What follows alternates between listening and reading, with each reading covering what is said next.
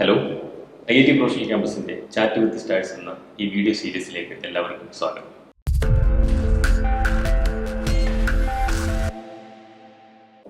(2005) commerce മേഖലയിലെ professional കോഴ്സുകൾക്ക് coaching ലഭ്യമാക്കുക എന്ന ലക്ഷ്യത്തോടാണ് IIT പ്രൊഫഷണൽ ക്യാമ്പസ് കൊട്ടാരക്കരയിൽ തുടങ്ങുന്നത്. ഇന്ന് 20th ഇയർ എത്തി നിൽക്കുമ്പോൾ IIT പ്രൊഫഷണൽ ക്യാമ്പസിൽ ഇതുവരെ പഠിച്ച് റാങ്ക് കിട്ടിയവർ, ഉന്നത വിജയം കരസ്ഥമാക്കിയവർ, പല മേഖലകളിൽ ജോലി ചെയ്യുന്ന ആൾക്കാർ, ഇവരെയൊക്കെ ഒന്ന് പരിചയപ്പെടുത്തുകയാണ് ചാറ്റ് വിത്ത് സ്റ്റാർസ് എന്ന ഈ വീഡിയോ സീരീസിലൂടെ ഞങ്ങൾ ഉദ്ദേശിക്കുന്നത്. ഈ മേഖലയിലേക്ക് കടന്നു വരുന്ന വിദ്യാർത്ഥികൾക്ക് തീർച്ചയായും അതൊരു മോട്ടിവേഷൻ ആകുന്ന കാര്യത്തിൽ ഞങ്ങൾക്ക് ഉറപ്പുണ്ട്. ഇന്നത്തെ വീഡിയോയിൽ നമ്മളോടൊപ്പം ഉള്ളത് അൻഷാദാണ്. അപ്പം ഇതേപോലെ ഒരു ഫാക്കൾട്ടി എൻ്റെ അടുത്ത് പറഞ്ഞിരുന്നു, മാർക്ക് കണ്ടപ്പോഴേ പറഞ്ഞിരുന്നു റാങ്ക് കാണാൻ ചാൻസ് ഉണ്ട്. സയൻസ് സ്ട്രീമിൽ നിന്ന് വന്ന് BCom-ലാണെങ്കിൽ തന്നെ എനിക്ക് ഇപ്പം ഫൈനാൻസ് റിലേറ്റഡ് ആയിട്ട് അല്ലെങ്കിൽ അക്കൗണ്ടൻസി റിലേറ്റഡ് ആയിട്ടുള്ള ഒരു സ്ട്രോങ് ഫൗണ്ടേഷൻ എനിക്കില്ലായിരുന്നു. അതേപോലെ തന്നെ CMA എന്ന് പറയുകയാണെങ്കിൽ ഒരു വൈഡ് റേഞ്ച് ഓഫ് സ്കോപ്പ് നമുക്ക് അവൈലബിൾ ആണ്. നമ്മളുടെ മനസ്സിൽ എപ്പോഴും കീപ്പ് ചെയ്യേണ്ട 3 വേർഡാണ്. കൊമേഴ്സ് മേഖലയിലെ വൺ ഓഫ് ദി ടഫസ്റ്റ് കോഴ്സായ cost and management accountancy June 2024 നടത്തിയ ഫൈനൽ എക്സാമിനേഷനിൽ ഓൾ ഇന്ത്യ 33ാം റാങ്ക് കരസ്ഥമാക്കിയ Anshad. Hello Anshad. Hello sir. അൻഷാദിന്റെ പേഴ്സണൽ ഡീറ്റെയിൽസിലേക്ക് ഞാൻ കിടക്കുക. വീട്ടിലാരൊക്കെയുണ്ട്? എൻ്റെ വീട്ടിൽ എനിക്ക് 2 ബ്രദേഴ്സാണ്. ആൻഡ് എനിക്ക് ഉമ്മ ഉണ്ട്. പാപ്പ കഴിഞ്ഞ വർഷം മരിച്ചു പോയിരുന്നു. ആൻഡ് 2 ബ്രദേഴ്സും കല്യാണം കഴിഞ്ഞു, ഒരു കുഞ്ഞുണ്ട്. CMA ഫൈനൽ എക്സാമിനേഷനിൽ മോർ ദാൻ 10,000 സ്റ്റുഡൻസ് ആണ് എക്സാമിനേഷൻ എഴുതിയത്. അതിന്റെ പാസ് പെർസെൻറ്റേജ് വരുന്നത് ഏതാണ്ട് 11%. അതിലാണ് അൻഷാദ് ഓൾ ഇന്ത്യ 33ാം റാങ്കും ഓൾ കേരള 4th റാങ്കും കരസ്ഥമാക്കിയത്. അതെ, റാങ്ക് പ്രതീക്ഷിച്ചിരുന്നു? യെസ്, അങ്ങനെ പറയാം, പ്രതീക്ഷിച്ചിരുന്നു പറയാം. ഞാൻ അതിനുവേണ്ടി ഞാൻ ഒരുപാട് കഷ്ടപ്പെട്ടിരുന്നു. അതുകൊണ്ട് ഞാൻ നല്ല രീതിയിൽ പ്രതീക്ഷിച്ചിരുന്നു റാങ്ക്. ഇപ്പം ഇൻ്റർമീഡിയറ്റ് കഴിഞ്ഞിട്ടായാലും ഞാൻ ഫൈനലിൽ കയറുമ്പോൾ തന്നെ ഞാൻ ഇൻ്റർമീഡിയറ്റിലെ എനിക്ക് ഫൈനലിൽ ക്വാളിഫൈ ആയിട്ടുള്ള ആൾക്കാരെ കാണുമ്പോൾ, റാങ്ക് മേടിച്ചിട്ടുള്ള ആൾക്കാരെ കാണുമ്പോൾ നമുക്കും ഒരു പ്രചോദനം പോലെ തോന്നിയിട്ടുണ്ട്. അതുകൊണ്ട് ഫൈനലിൽ കയറിയപ്പോൾ തന്നെ ഒരു അറ്റ്ലീസ്റ്റ് ഒരു ലാസ്റ്റ് റാങ്കെങ്കിലും നേടണമെന്നൊരു ആഗ്രഹം ഉണ്ടായിരുന്നു. ആൻഡ് എന്തായാലും അത് സാധിച്ചതിൽ വളരെ സന്തോഷം. അഭിനന്ദനങ്ങൾ അറിയിച്ചുകൊണ്ട് ഒരുപാട് കോഴ്സുകൾ ഉണ്ടാവും അല്ലേ? അതെ അതെ. ആദ്യം എൻ്റെ വീട്ടിൽ ആയിരുന്നു, രാവിലെ ആയതുകൊണ്ട് വീട്ടിൽ തന്നെ എല്ലാവരും ഉണ്ടായിരുന്നു. ചേട്ടനുണ്ടായിരുന്നു, അമ്മ ഉണ്ടായിരുന്നു. ആദ്യം അവരുമായിട്ടാണ് സന്തോഷം പങ്കുവെച്ചത്. പിന്നെ ഇൻസ്റ്റിറ്റ്യൂട്ടിൽ നിന്നും സുഹൃത്തുക്കളും അതേപോലെ ഫാക്കൾട്ടീസും ഒക്കെ വിളിച്ചിരുന്നു. പാസ്സായത് അറിഞ്ഞതിന് ശേഷമായിരിക്കാം ഒരുപക്ഷെ റാങ്ക് ഉണ്ട് എന്ന് നമ്മൾ അറിഞ്ഞത്. അതെ അതെ. അന്നത്തെ ഫീലിങ്സ് എന്തായിരുന്നു?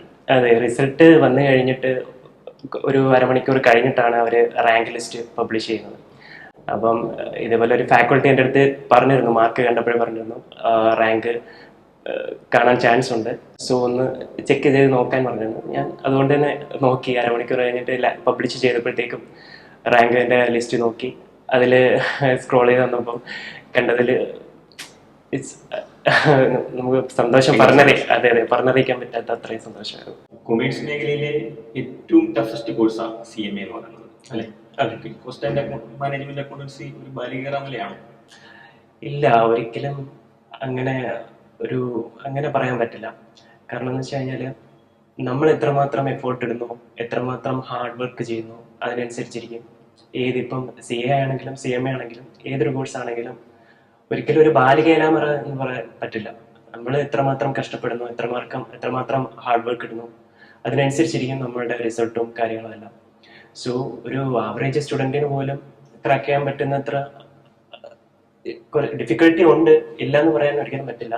സോ നമ്മളുടെ എത്രമാത്രം കോൺട്രിബ്യൂഷൻ ഉണ്ടോ അതിനനുസരിച്ചിരിക്കും റിസൾട്ട് എന്ന് പറയുന്നത്. So it's depend on our self. CMA course പഠിക്കുന്നവരൊക്കെ പറഞ്ഞു കേട്ടിട്ടുണ്ട്, CMA കോഴ്സ് പഠിക്കണമെങ്കിൽ ഒരു ഡെയിലി ഒരു 10 മണിക്കൂർ അല്ലെങ്കിൽ 12 മണിക്കൂറൊക്കെ ഇരുന്ന് പഠിക്കണം എന്ന് പറയുന്നത്. അത്രയും സമയമൊക്കെ അൻഷാദ് പഠിച്ചിട്ടുണ്ട്? അതെ, ഞാൻ ഇന്റർമീഡിയറ്റ് ആണെങ്കിലും ഫൈനൽ ആണെങ്കിലും ഞാൻ മാക്സിമം ടൈം ഞാൻ യൂട്ടിലൈസ് ചെയ്തിട്ടുണ്ട്. ഇപ്പം ഫൈനലിൽ തന്നെ ഞാൻ അറൗണ്ട് 2 months ഞാൻ സ്റ്റഡി ലീവ് എടുത്ത് നമുക്ക് വിഷമം എന്ന് പറയാൻ, നമ്മൾ ഇപ്പൊ ഫ്രണ്ട് സർക്കിൾ ആയാലും അതേപോലെ ഫാമിലി റിലേറ്റഡ് ആയാലും എന്തെങ്കിലും ഒരു വിശേഷം അല്ലെങ്കിൽ എന്തെങ്കിലും ഒരു ഫംഗ്ഷൻ വന്നു കഴിഞ്ഞാൽ അതെല്ലാം നമുക്ക് സാക്രിഫൈസ് ചെയ്യേണ്ടി വരേണ്ട അവസ്ഥ വന്നിട്ടുണ്ട്. അത് ഒരുപാട് നമ്മൾ സാക്രിഫൈസ് ചെയ്താൽ മാത്രമേ നമുക്ക് അതിനുള്ള ടൈം കിട്ടത്തുള്ളൂ, റിസൾട്ട് നമുക്ക് റിസൾട്ട് കിട്ടത്തുള്ളൂ.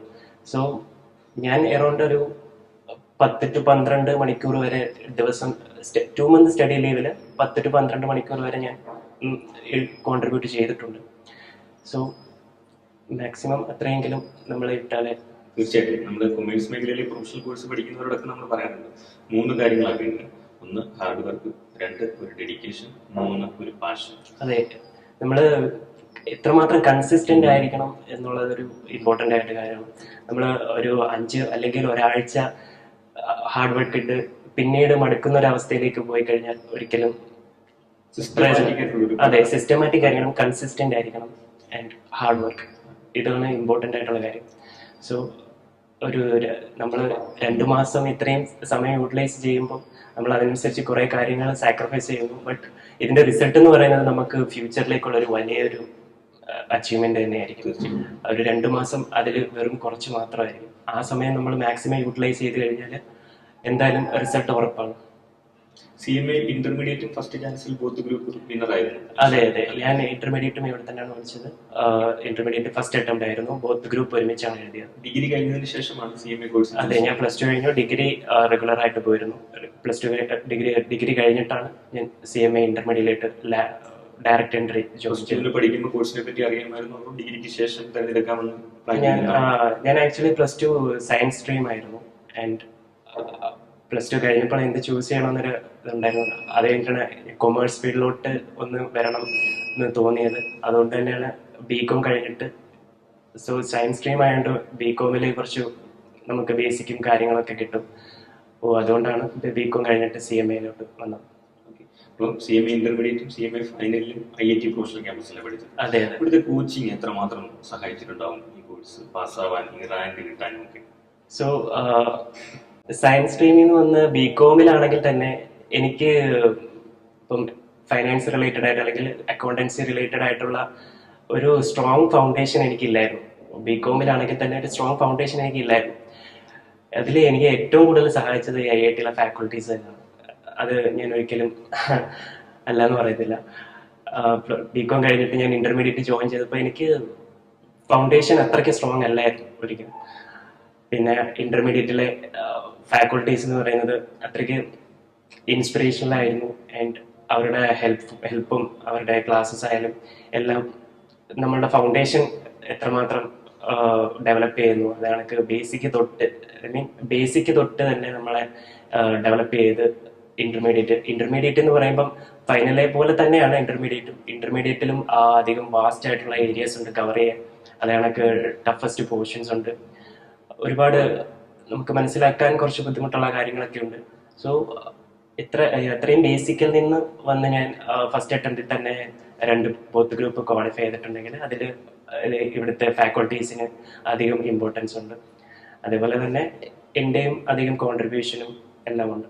CMA ഇന്റർമീഡിയറ്റും CMA ഫൈനലും ബോത്ത് ഗ്രൂപ്പ് ഒരുമിച്ച് എഴുതി വിന്നറായതാണ് അൻഷാദ്. അതെ, അപ്പം ഒരുപാട് കുട്ടികൾ സിംഗിൾ ഗ്രൂപ്പ് ആദ്യം കോൺസെൻട്രേറ്റ് ചെയ്യുന്നു, അതിനുശേഷം അടുത്ത ഗ്രൂപ്പിലേക്ക് പോകുന്നു. ഇങ്ങനെയൊക്കെ തീരുമാനങ്ങൾ എടുക്കുന്ന കുട്ടികളുണ്ട്. അവരോട് എന്താ പറയാനുള്ളത്? ബോത്ത് ഗ്രൂപ്പ് ഒരുമിച്ച് എഴുതുന്നതായിരിക്കും നല്ലത്, അതോ ഓരോ ഗ്രൂപ്പ് വൈസ് എഴുതുന്നതായിരിക്കും നല്ലത്? അത് ഞാൻ ഇന്റർമീഡിയറ്റ് ഫൈനലും ബോത്ത് ഗ്രൂപ്പ് ഒരുമിച്ചാണ് എഴുതിയത്. സോ ഇതെല്ലാം എഴുതുന്ന സ്റ്റുഡൻറ്റിനെ ഡിപ്പെൻഡ് ചെയ്തിരിക്കും. അവരുടെ തീരുമാനങ്ങൾ അനുസരിച്ചിരിക്കും. അവരെത്രമാത്രം കോൺട്രിബ്യൂട്ട് ചെയ്യുന്നു, അവരെത്രമാത്രം ഡെഡിക്കേഷൻ ഉണ്ടോ, ഇതെല്ലാം ഒരു ഘടകം തന്നെയാണ്. ബോത്ത് ഗ്രൂപ്പ് എഴുതുന്നതിൽ മറ്റേ ഒരു ഗ്രൂപ്പ് എഴുതുന്നതിൽ വെച്ചിട്ട് ബെനഫിറ്റ് ഉണ്ട്. ബെനഫിറ്റ് എന്ന് പറയുകയാണെങ്കിൽ ഇത് കണക്ക് ഇപ്പം ഒരു ഗ്രൂപ്പ് അഗ്രിഗേറ്റ് കയറിയില്ല എങ്കിൽ മറ്റേ ഗ്രൂപ്പിൽ എക്സ്ട്രാ മാർക്ക് ഉണ്ടെങ്കിൽ ക്യാരി ഫോർവേഡ് ചെയ്ത് നമുക്ക് 2 ഗ്രൂപ്പും ക്വാളിഫൈ ആവാനുള്ളൊരു പോസിബിലിറ്റി ഉണ്ട്. അതേപോലെ റാങ്കിനുള്ള പോസിബിലിറ്റീസ് ഉണ്ട്. അങ്ങനെ ഒരു പോസിബിലിറ്റി ഉണ്ട്. പക്ഷേ അതിനനുസരിച്ച് നമ്മൾ ഡെഡിക്കേഷൻ സ്റ്റഡി ലെവൽ അത്രമാത്രം ടൈം നമുക്ക് ഇപ്പോൾ ഒരു ഗ്രൂപ്പിന് ഒരു 1 month മതിയെങ്കിൽ 2 ഗ്രൂപ്പിന് 2 months നമ്മൾ അത്രമാത്രം ഡെഡിക്കേഷനും ഹാർഡ് വർക്കും വേണ്ടി വരും. അതുകൊണ്ട് ബോത്ത് ഗ്രൂപ്പ് എഴുതുന്നതാണ് കുറച്ചുകൂടെ അഡ്വാൻറ്റേജ് എന്ന് പറയാം.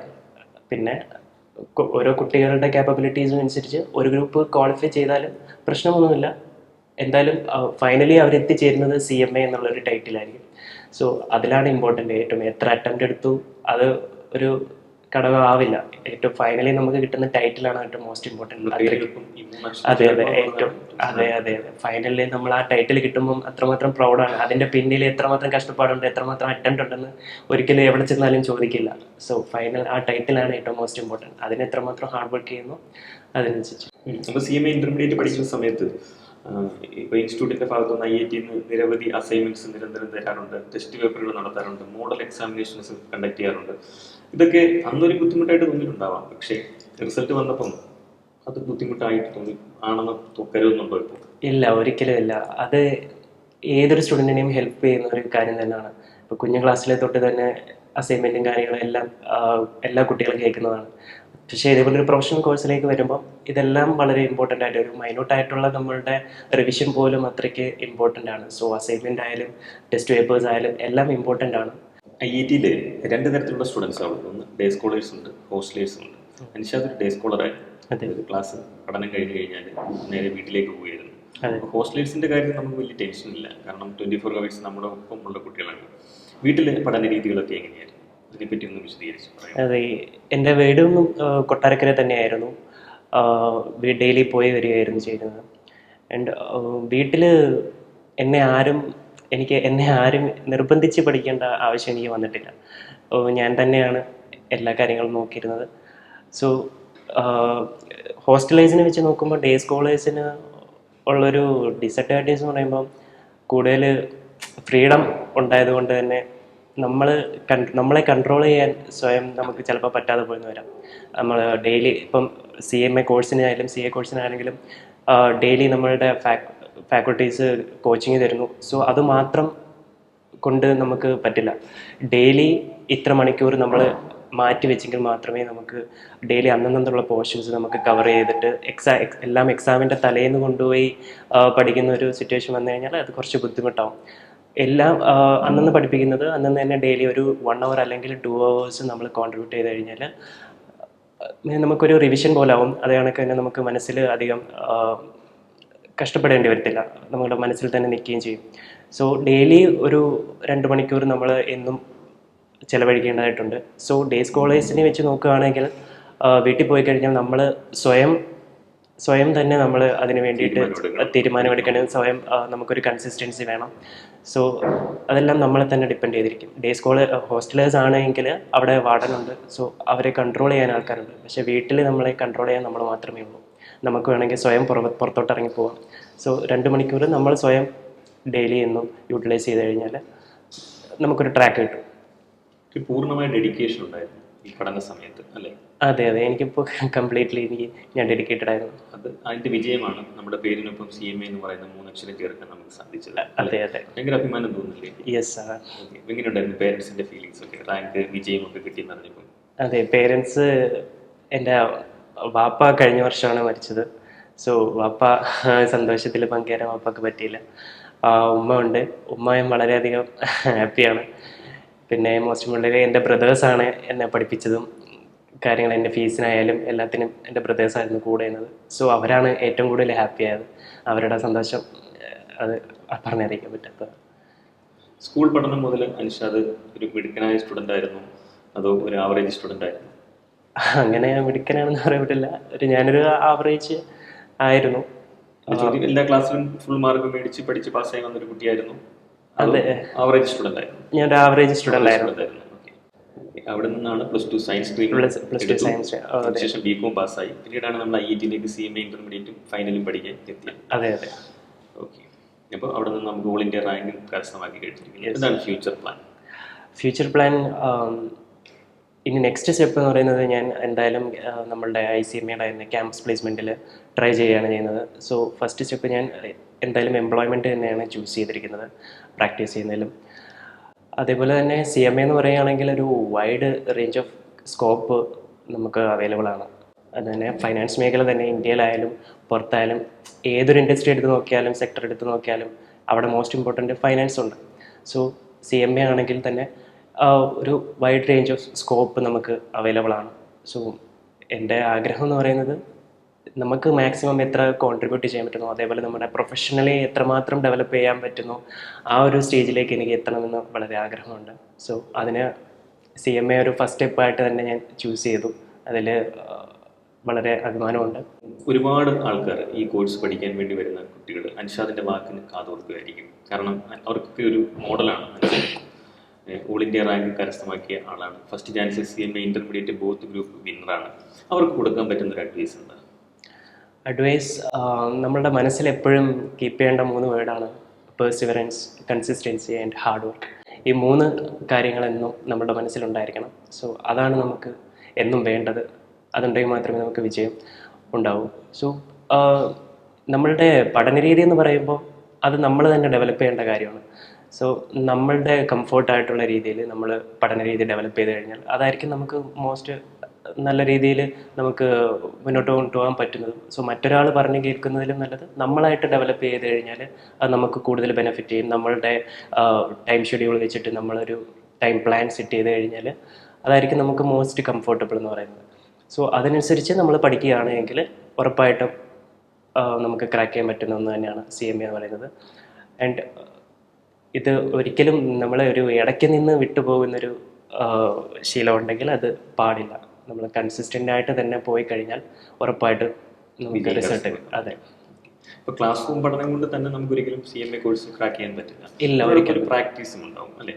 അതെ, തീർച്ചയായിട്ടും ഉണ്ടാവും. അപ്പോൾ ആ പ്രാക്ടീസിന് ടൈമൊക്കെ എങ്ങനെയായിരുന്നു? Time table തയ്യാറാക്കിയിട്ടുണ്ടോ? പ്രാക്ടീസ് എന്ന് പറയുമ്പം നമ്മുടെ ക്ലാസ്സിൽ തന്നെ അത്യാവശ്യം നല്ല പോർഷൻ നമ്മൾ കവർ ചെയ്യും. അതേപോലെ ഡെയിലി വീട്ടിൽ പോയി കഴിഞ്ഞ് കഴിഞ്ഞാൽ അന്ന് പഠിപ്പിച്ച കാര്യങ്ങൾ നമ്മൾ റിവൈസ് ചെയ്യുക, അല്ലെങ്കിൽ പ്രോബ്ലം ഏരിയാസ് ആണെങ്കിൽ നമ്മൾ ചെയ്ത് ശീലിക്കുക, ചെയ്ത് പ്രാക്ടീസ് ചെയ്യുക. ആൻഡ് പ്രീവിയസ് ഇയർ ക്വസ്റ്റ്യൻസ് നമ്മളെടുത്ത് ICMയുടെ സൈറ്റിൽ തന്നെ ഇഷ്ടംപോലെ പ്രീവിയസ് ഇയർ ക്വസ്റ്റ്യൻസ് ഉണ്ട്. അതെല്ലാം നമുക്ക് അവൈലബിൾ ആണ്. അതെടുത്തിട്ട് നമ്മൾ പ്രാക്ടീസ് ചെയ്ത് കഴിഞ്ഞാൽ നമുക്ക് നല്ല ബെനിഫിറ്റ് ആയിരിക്കും. പ്രാക്ടീസ് പിന്നെ നമ്മളുടെ ടൈം നമുക്ക് അനുസരിച്ച് തന്നെ നമ്മുടെ ഷെഡ്യൂൾ അനുസരിച്ച് തന്നെ നമ്മൾ പ്ലാൻ ചെയ്ത്. അപ്പോൾ ഈ മേഖലയിലേക്ക് കടന്നു വരുന്നവർക്കെല്ലാം ഒരു അഭിമാനമാണ് അൻഷാദ്. അതെ, അൻഷാദിന് ഒരുപാട് സ്വപ്നങ്ങളും മോഹങ്ങളും ഒക്കെ ഉണ്ട്. ഉയരങ്ങളിലേക്ക് തന്നെ പോകട്ടെ എന്ന് ആശംസിക്കുന്നു. All the very best. Thank you sir. IITയിലെ മികച്ച കോച്ചിങ്ങും അൻഷാദിൻ്റെ ഡെഡിക്കേഷനും ഹാർഡ് വർക്കുമാണ് സ്വപ്നതുല്യമായ CMA എന്ന 3 അക്ഷരം അൻഷാദിൻ്റെ പേരിനൊപ്പം ചേർക്കാൻ സാധിച്ചത്. വരും എപ്പിസോഡുകളിൽ കൂടുതൽ സ്റ്റാഴ്സുമായി വീണ്ടും കാണാം. അതുവരേക്കും സൈനിങ് ഓഫ്.